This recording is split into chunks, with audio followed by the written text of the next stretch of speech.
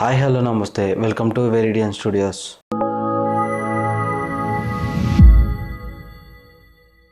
మన భూప్రపంచం పాపులేషన్లో India and China కలిపితే 35% వరకు ఉంటుంది. అంటే అంత ఎక్కువ జనాభా ఉంటుందని అర్థం. భూమి ఇంత పెద్దగా ఉన్నా కానీ భారీగా జనాభా ఇండియా అండ్ చైనాలోనే ఎందుకు ఉందంటే దానికి బలమైన కారణాలు ఉన్నాయి. అదే వేరే ప్లేసెస్ లో జపాన్, యూరోప్ ఇలాంటి కొన్ని ప్రదేశాల్లో చరిత్రలు చూసుకుంటే వాళ్ళతో పాటు ఎన్నో దేశాలు యుద్ధాలు అని ఎన్నో భారీ సంఘటనలే జరిగాయి. కానీ ఇండియాలో యుద్ధాలు జరిగినా కానీ పాపులేషన్ ని షేక్ చేసే అంత యుద్ధాలు అయితే ఎప్పుడు జరగలేదు. అందులో ఏంటంటే మన ఇండియాలో కానీ చైనాలో కానీ ఒకేసారి చాలా జనాభా చనిపోయే అంత ఇన్సిడెంట్లు ఎప్పుడు జరగలేదు. దీనికి మెయిన్ రీజన్ ఇంకోటి ఏంటంటే మన ఇండియా అనేది భూమి మీద అతి కొద్ది ప్రాంతాల్లో మంది ఒకటి. ఇక్కడ 6 సీజన్స్ ని ఎక్స్పీరియన్స్ చేస్తాం. యూరోప్, అమెరికా, రష్యా లాంటి దేశాల్లో ఎక్కువగా చలి వాతావరణమే ఉంటుంది. మన దగ్గర చూసుకుంటే ఫుడ్, వాటర్ సోర్స్ ఇలాంటివన్నీ కూడా మనకి ఎన్నో దొరుకుతాయి.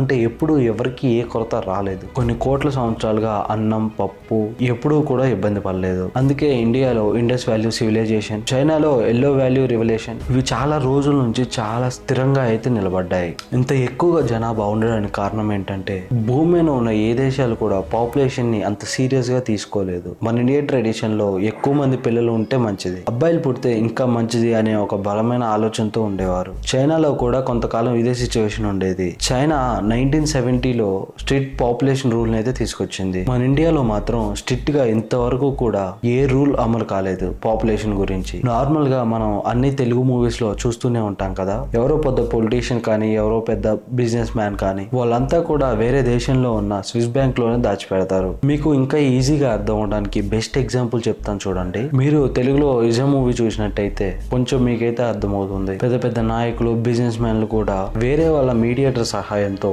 స్విస్ బ్యాంక్స్ లో అయితే దాచిపెడతారు. అలా ఎందుకు వేరే దేశం స్విస్ బ్యాంక్ లో ఎందుకు దాచిపెడతారు అనే ఒక డౌట్ అయితే మీకు వచ్చి ఉండొచ్చు. అలా దాచుకోవడానికి వాళ్ళ దగ్గర అయితే ఒక బలమైన రీజన్ అయితే ఉంది. స్విట్జర్లాండ్ అనేది మన భూప్రపంచం మీద ఉన్న అన్ని దేశాల కంటే ఎంతో సెక్యూర్ గా ఉంటుందని అయితే ఒక పేరైతే తెచ్చుకుంది. యూరోప్ లోని దేశాలు వేరే దేశంలోకి దాడి చేసినప్పటికీ స్విట్జర్లాండ్ మీద మాత్రం ఎవ్వరూ దాడి చేయలేదు. ఈ దేశాన్ని జయించడం కానీ ఓడించడం కానీ ఇంపాసిబుల్ అనే చెప్పుకోవచ్చు. స్విట్జర్లాండ్ ఏ రాజకీయ గ్రూప్స్ తోనూ సంబంధం పెట్టుకోదు. ఇది 1850లోనే న్యూట్రాలిటీ అనే ఒక ఆ దేశమే రూల్ అయితే తెచ్చుకుంది. అంటే దీనికి అర్థం ఏంటంటే భూమిపై ఎన్ని యుద్ధాలు జరిగినా కానీ మా దేశానికి వాళ్ళకి ఎటువంటి సంబంధం లేదు అని ఈ రూల్ అయితే పెట్టుకున్నారు. అంతేకాదు దీని చుట్టూ ఉన్న ఆల్ఫా మౌంటైన్స్ ఒక ప్రొటెక్షన్ లాగా వీటిని అయితే ఎప్పుడూ కాపాడుతూనే ఉంటుంది. అందుకే ప్రపంచంలోని ధనవంతులంతా కూడా తమ బ్లాక్ మనీని ఇక్కడే దాచిపెడతారు. నార్మల్ గా మనం టెంపరేచర్ లిమిట్ లో ఉన్నంత వరకు మనం ప్రాణాలతో ఉంటాం. అది కూల్ టెంపరేచర్ కావచ్చు లేదా హాట్ టెంపరేచర్ కావచ్చు.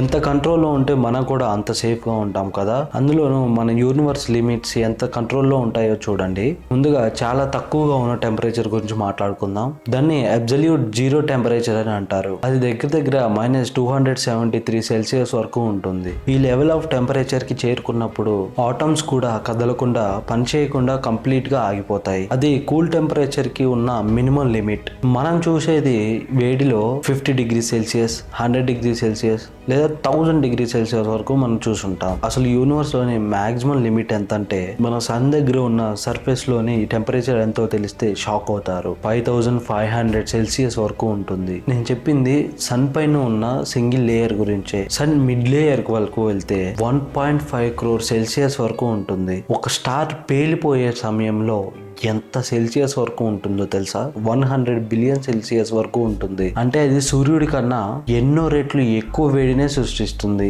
ఎన్నో రెట్లు వేడినే క్రియేట్ చేస్తుంది. శాస్త్రవేత్తలు ఎన్నో సంవత్సరాల తర్వాత రీసెర్చ్ చేసింది ఏంటంటే టెంపరేచర్ కూడా ఒక అప్పర్ లిమిట్ అయితే ఉంటుందని అయితే గమనించారు. దాన్నే వాళ్ళు ఒక పేరు కూడా పెట్టారు, బ్లాక్ టెంపరేచర్ అని. అది దగ్గర దగ్గర ఎంత వరకు ఉంటుందంటే 1.41680 into 1032 సెల్సియస్ వరకు ఉంటుంది. అంటే ఒకటి తర్వాత 32 సున్నాలు అయితే పెట్టాలి.